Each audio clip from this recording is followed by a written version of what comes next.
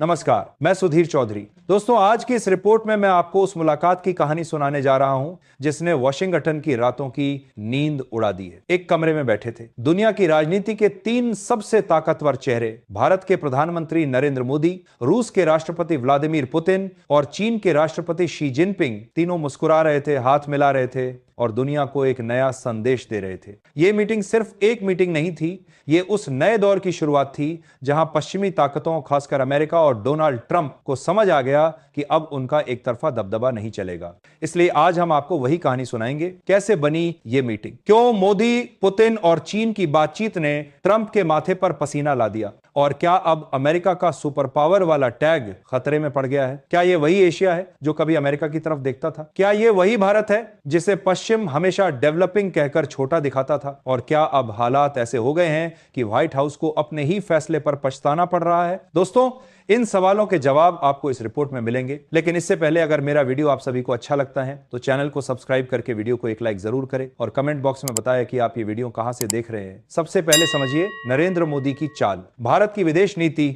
हमेशा संतुलन की रही है। एक तरफ अमेरिका से दोस्ती तो दूसरी तरफ रूस से दशकों पुराना रिश्ता, और चीन जो भारत का प्रतिद्वंदी भी है और पार्टनर भी। लेकिन इस बार कहानी कुछ अलग है। मोदी ने एक ऐसा मंच तैयार किया जहां तीनों देश, भारत, रूस और चीन, एक साथ आए। यह मुलाकात सिर्फ आर्थिक रिश्तों की नहीं थी, ये ताकत दिखाने का मंच थी। संदेश साफ था, अगर अमेरिका ने अपनी मनमानी जारी रखी तो एशिया मिलकर जवाब देगा। अब जरा आप पुतिन की सोच समझिए। रूस पर अमेरिका और यूरोप ने प्रतिबंध लगाए, तेल और गैस का बाजार रोकने की कोशिश की गई, लेकिन पुतिन ने हार नहीं मानी। उन्होंने एशिया की ओर रुख किया। भारत और चीन दोनों ही रूस के बड़े खरीदार बने, और यही बात ट्रंप को चुभ रही है, क्योंकि अमेरिका चाहता था कि रूस अलग थलग पड़ जाए, लेकिन हुआ उल्टा। रूस ने भारत और चीन के साथ मिलकर नई ताकत बनाई। दोस्तों, चीन की राजनीति को हल्के में लेना भूल होगी। चीन जानता है कि भारत उसका सबसे बड़ा प्रतियोगी है, लेकिन चीन यह भी जानता है कि अगर अमेरिका से मुकाबला करना है तो भारत और रूस की जरूरत पड़ेगी, यानी दुश्मनी को किनारे रखकर दोस्ती की टेबल पर आना। और यही हुआ इस मीटिंग में। अब आते हैं असली सवाल पर, ट्रंप के छूटे पसीने की वजह क्या है? दरअसल अमेरिका हमेशा डिवाइड एंड रूल की पॉलिसी अपनाता रहा है। कभी भारत को चीन के खिलाफ खड़ा करता, कभी रूस को अलग थलग करता, कभी पाकिस्तान को हथियार देकर भारत पर दबाव बनाता। लेकिन पहली बार तीनों बड़े देश एक साथ आ गए, जहां पे रूस के पास है एनर्जी का पावर, चीन के पास है इंडस्ट्री और टेक्नोलॉजी, भारत के पास है डेमोक्रेसी, सॉफ्ट पावर और मार्केट। ये तीनों ताकतें जब जुड़ती हैं तो अमेरिका की सुपर पावर वाली कुर्सी हिल जाती है। और यही कारण है कि वॉशिंगटन में बेचैनी बढ़ गई है। जहां पे अमेरिका की सबसे बड़ी ताकत है उसका डॉलर, तेल का कारोबार डॉलर में होता है, लेकिन रूस और चीन अब रुपए और युआन में व्यापार करने की बात कर रहे हैं। भारत भी इस दिशा में कदम बढ़ा रहा है। सोचिए, अगर दुनिया तेल और गैस का सौदा डॉलर की बजाय दूसरी करेंसी में करने लगे तो अमेरिका की अर्थव्यवस्था पर कितना बड़ा असर पड़ेगा। और यही असली डर है जिसने ट्रंप को बेचैन कर दिया है। तो दोस्तों, अब सवाल आपसे, क्या आपको लगता है कि यह मुलाकात एक नया विश्व क्रम, वर्ल्ड ऑर्डर बना सकती है? क्या अमेरिका को अपनी नीतियों पर रीथिंक करने की जरूरत है, या फिर अमेरिका फिर से कोई नया दांव खेलेगा जिससे यह गठबंधन टूट जाए? जैसे ही इस मीटिंग की तस्वीरें सामने आई, मोदी, पुतिन और शी जिनपिंग एक साथ हंसते मुस्कुराते, वॉशिंगटन में खलबली मच गई। व्हाइट हाउस के अंदर मीटिंग पर मीटिंग होने लगी और ट्रंप ने अपने सलाहकारों से सिर्फ एक सवाल पूछा, अगर भारत, रूस और चीन के साथ चला गया तो अमेरिका का क्या होगा? दोस्तों, यह सवाल जितना छोटा है उसका जवाब उतना ही भारी है, क्योंकि अमेरिका की पॉलिसी पिछले 20 सालों से इसी पर टिकी थी कि भारत को अपने पाले में रखा जाए। भारत को नजरअंदाज करना अब अमेरिका के लिए नामुमकिन है। क्यों? आइए समझते हैं। भारत दुनिया का सबसे बड़ा उपभोक्ता बाजार है, जहां पे 1.4 अरब लोग हैं, यानी अमेरिका की कंपनियों के लिए अरबों डॉलर का व्यापार। अमेरिका हमेशा कहता आया है कि वह डेमोक्रेसी का संरक्षक है, तो अगर उसे दुनिया में अपनी छवि बचानी है तो भारत जैसा बड़ा लोकतांत्रिक देश उसके साथ होना चाहिए। एशिया में चीन की ताकत को बैलेंस करने के लिए अमेरिका के पास सिर्फ भारत ही विकल्प है। भारत के बिना अमेरिका की एशिया स्ट्रेटेजी अधूरी है। अब सोचिए दोस्तों, जब ट्रंप को पता चला कि मोदी, पुतिन और शी जिनपिंग के साथ लंबी बातचीत कर रहे हैं तो उनकी चिंता क्यों बढ़ी? क्योंकि ट्रंप की पूरी पॉलिसी अमेरिका फर्स्ट पर टिकी है। वो हर डील में मुनाफा चाहते हैं और भारत से अमेरिका का व्यापार लगातार बढ़ रहा है। अगर भारत रूस और चीन के साथ ज्यादा गहराई में चला गया तो अमेरिका का बाजार, उसका हथियारों का धंधा और उसका स्ट्रेटेजिक कंट्रोल सब कुछ खतरे में पड़ जाएगा। अब आपको बताते हैं कि इस मीटिंग के बाद अमेरिका अमेरिका ने क्या किया। इस सबसे पहले वॉशिंगटन से भारत को हाई लेवल कॉल्स आए। अमेरिकी विदेश मंत्री और सलाहकारों ने तुरंत नई डिप्लोमेटिक ऑफर तैयार किए और भारत को समझाने की कोशिश की गई कि वो रूस और चीन से दूरी बनाए। यानी अमेरिका ने वही पुरानी पॉलिसी अपनाई, डिवाइड एंड रूल। लेकिन इस बार हालात अलग थे। भारत साफ संदेश दे चुका था, हम अपनी पॉलिसी खुद तय करेंगे, न कि किसी के दबाव में। भारत की विदेश नीति बैलेंस की कला। दोस्तों, यहां पर मोदी सरकार की विदेश नीति का असली कमाल दिखा। भारत ने अमेरिका को भी नाराज नहीं किया, रूस और चीन को भी साथ रखा और रूस से सस्ते तेल की खरीद जारी, चीन से ट्रेड बैलेंस की कोशिश और अमेरिका से टेक्नोलॉजी और डिफेंस डील्स। यानी भारत ने तीनों को अपने अपने हिसाब से इस्तेमाल किया। अब जरा सोचिए, अगर आप ट्रंप की जगह होते तो आपकी हालत कैसी होती। एक तरफ रूस और चीन, दूसरी तरफ भारत, तीनों साथ बैठकर मीटिंग कर रहे हैं और आपके पास सिर्फ यही डर है कि यह गठबंधन कहीं स्थायी न बन जाए। इसीलिए ट्रंप ने अपने भाषणों में भारत का नाम लेना शुरू किया। उन्होंने कहा, India is our very close partner, we value India allot.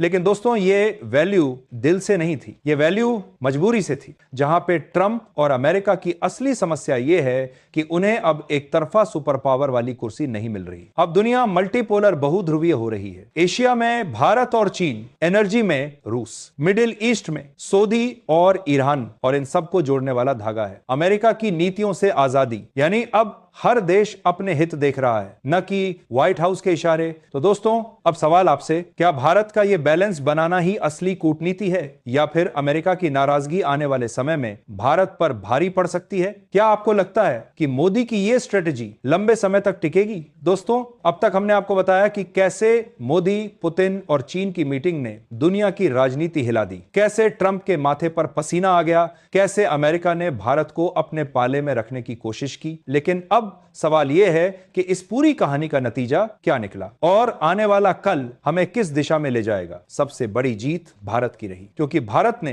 किसी एक का मोहरा बनने से इनकार किया, न अमेरिका का पिछलग्गू, न रूस और चीन का साइड प्लेयर, बल्कि अपनी शर्तों पर खेला गया खेल। मोदी ने दुनिया को यह संदेश दिया, हे भारत अब सिर्फ पार्टिसिपेंट नहीं बल्कि डिसीजन मेकर है। ट्रंप और अमेरिका को यह समझ आ गया कि भारत के बिना उनका एशिया प्लान अधूरा है। इसलिए वो लाख नाराज हो, लाख बेचैन हो, लेकिन उन्हें भारत के साथ रहना ही पड़ेगा और यही भारत की असली ताकत है। पुतिन और शी जिनपिंग ने भी इस मीटिंग से दुनिया को साफ संदेश दिया, एशिया अब अपनी शर्तों पर खड़ा है, अब कोई सुपर पावर यहां मनमानी नहीं कर सकता। तो दोस्तों, अब आखिरी सवाल आपसे, क्या आपको लगता है कि आने वाले समय में भारत, रूस और चीन का यह समीकरण दुनिया का नक्शा बदल देगा, या फिर अमेरिका कोई नया दांव चलकर इस गठबंधन को तोड़ देगा? और सबसे अहम, क्या भारत सच में 21वीं सदी का नेता बनने की राह पर है? तो दोस्तों, इस रिपोर्ट का सार यही है, आज की दुनिया बदल रही है। मोदी, पुतिन और चीन की मीटिंग ने दिखा दिया कि अब सिर्फ वॉशिंगटन के इशारे पर दुनिया नहीं नाचेगी। भारत ने साबित कर दिया है कि अब वो निर्णायक शक्ति है और यही वजह है कि ट्रंप के माथे पर पसीना आ गया। क्योंकि दोस्तों, जब भारत फैसला करता है तो सिर्फ एशिया नहीं, पूरी दुनिया की राजनीति बदल जाती है। खबर भारत अमेरिका के बीच बढ़ते तनाव को लेकर। यह बढ़ता तनाव सिर्फ 50% टैरिफ युद्ध तक सीमित नहीं रह गया, बल्कि अमेरिकी राष्ट्रपति डोनाल्ड ट्रंप अब यूरोपीय देशों से भी ऐसा ही करने की अपील कर रहे हैं। आपको बता दें, इस वक्त प्रधानमंत्री नरेंद्र मोदी ASEO शिखर सम्मेलन में हिस्सा लेने के लिए चीन पहुंचे हुए हैं, जहां उनकी मुलाकात रूस के राष्ट्रपति व्लादिमीर पुतिन से भी होगी, जिसे इस टैरिफ युद्ध का मुख्य कारण बताया जा रहा है। और इतना ही नहीं, इस मुलाकात से पहले यूक्रेन के राष्ट्रपति जेलेंस्की का भी प्रधानमंत्री नरेंद्र मोदी को फोन आया, जहां उन्होंने भारत से युद्ध शांति में सहयोग की बात कही। लेकिन इन तमाम बातों के बीच अमेरिकी राष्ट्रपति के चिढ़ की बात है, जो खत्म होने का नाम नहीं ले रही। अमेरिका ने तो भारत पर 50% आयात शुल्क यानी टैरिफ लगाया और अब ट्रंप चाहते हैं कि यूरोपीय देश भी ऐसा ही करें। तो क्या है पूरी जानकारी, समझते हैं इस रिपोर्ट में।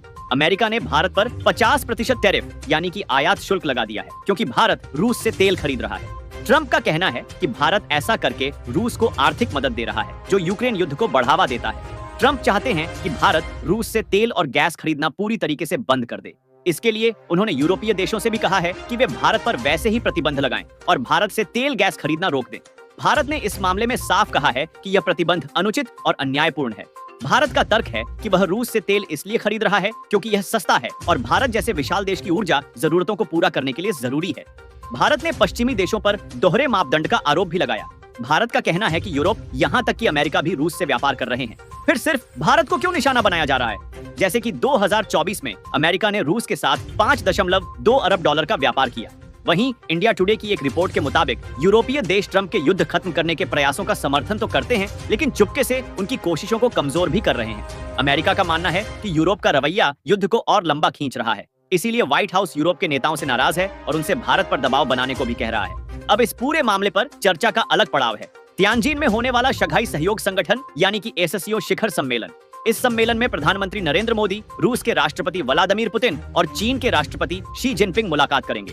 कूटनीतिक सूत्रों का कहना है कि इस दौरान रूस यूक्रेन युद्ध और भारत पर लगे अमेरिकी टैरिफ का मुद्दा गंभीरता से उठेगा।